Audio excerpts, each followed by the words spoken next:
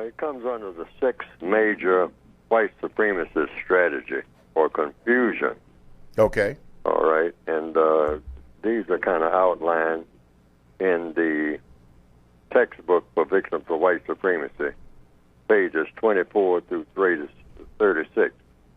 The 6 major strategies are racial classification confusion, racial population dislocation confusion, racial population tailoring confusion. That's number 3 out of the 6. And that's a part of the racial population tailoring confusion. In other words, it's all designed not to exterminate black people. If the white supremacists wanted to kill all of the black people on the planet, we wouldn't be here. Because they could have done that a long time ago. Mm-hmm.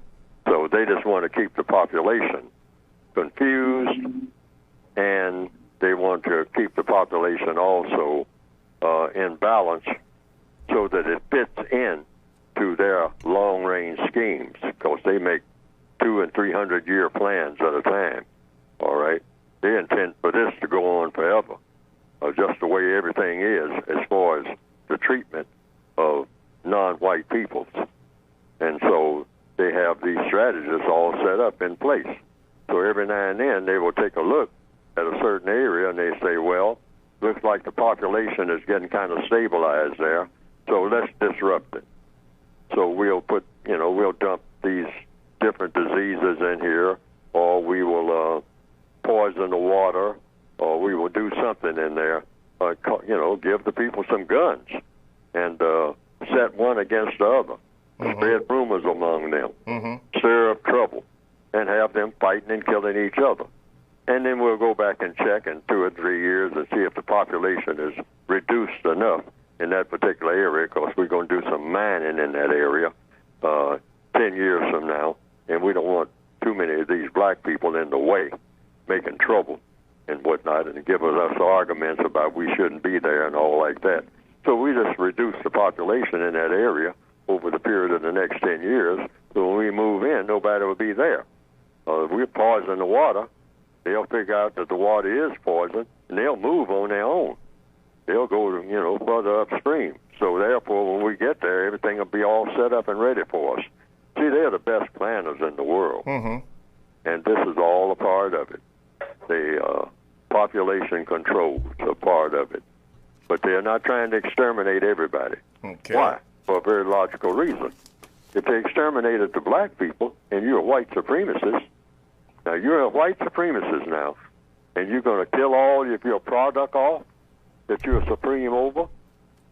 See, you got to look at it like they raise us like they raise animals. That's why they call us animals and treat us like animals. Wow. We act like animals. Yeah. See what I mean? Yeah. But when you're raising chickens for the slaughter.